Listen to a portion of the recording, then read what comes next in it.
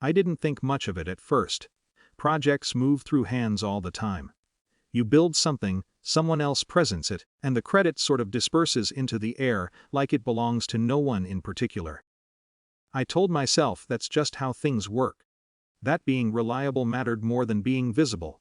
So when Claire started sitting in on my update meetings, I didn't question it. She framed it as support, just learning the flow, she said, smiling in that easy way that made everything sound collaborative.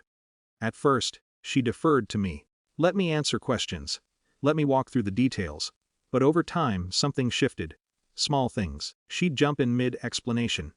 Rephrase what I'd just said, cleaner, shorter. People nodded at her summaries. It was subtle enough that I couldn't call it out without sounding defensive.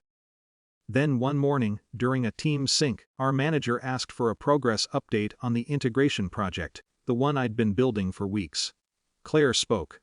Not in a tentative way, not, we've been working on, not even, the team has been, just ownership. Smooth, confident.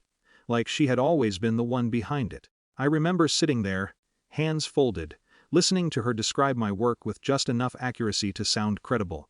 Enough to pass. No one looked at me. I didn't correct her. Not then. It wasn't fear, exactly. It was hesitation wrapped in doubt. I told myself there would be a better moment. A clearer one. One where it wouldn't feel like interrupting or overreacting. But the moment didn't come. Instead, an email went out 2 days later. Claire would be presenting the project at the quarterly review. Leadership would be there. She didn't ask me if that was okay. She just forwarded me the invite. Let me know if I missed anything, she wrote. I stared at that line longer than I should have. Because she had missed things. Important things. The system wasn't just a set of slides and diagrams. There were parts of it that lived in decisions I hadn't documented. Trade-offs, workarounds, edge cases. Things you only knew if you built it. I could have replied. Corrected the narrative. Asked to co-present. Instead, I closed the email. In the days leading up to the presentation, Claire asked me a few questions. Surface-level ones. Clarifications she could easily fold into her slides. I answered them briefly. Exactly as asked. I didn't volunteer anything extra. There was a point, late one evening, where I hovered over my keyboard, considering sending her a full breakdown, a proper handoff. The kind that would make sure everything ran smoothly. I didn't send it. Not out of spite. Not really. It felt more like stepping back. Letting something play out without interfering. The day of the presentation, the room was fuller than usual. Senior leadership, a few directors, people who rarely had time for these reviews. I took a seat along the side wall. Not at the table. Claire stood at the front, composed, polished. She started strong.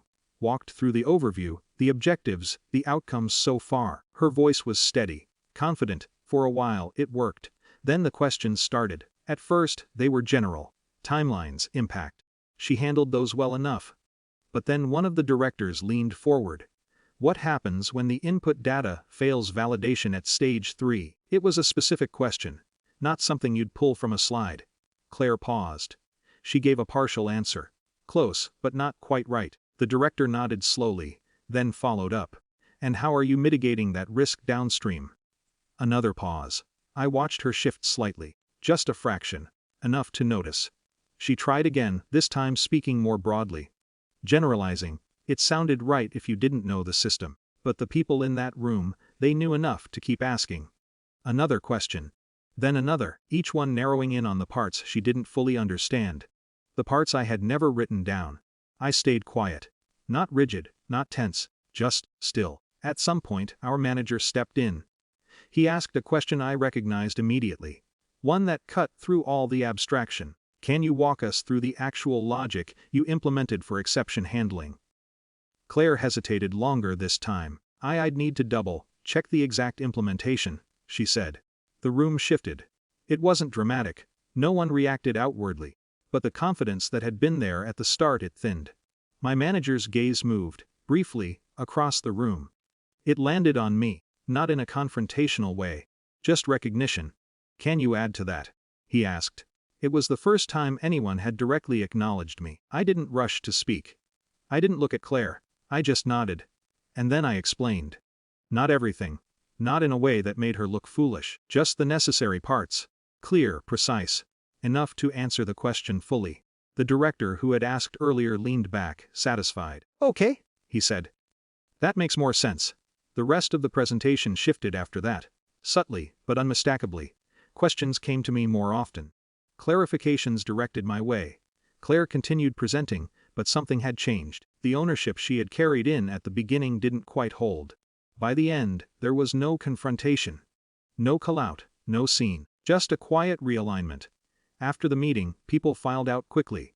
Conversations moved on to other things. Claire packed her laptop without looking at me.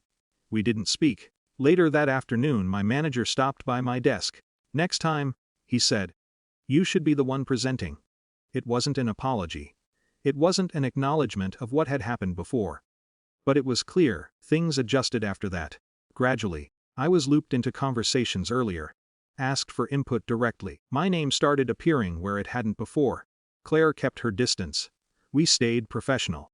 Polite, even, but there was a space between us that hadn't been there before. Not tension, exactly. Just absence. Sometimes I think about that moment before the presentation, the email I almost sent. The explanation I almost gave. It would have made things smoother, easier. But I'm not sure it would have changed anything that mattered. Silence isn't always passive. Sometimes it's just allowing something incomplete to reveal itself. I didn't win anything exactly. But I wasn't invisible anymore.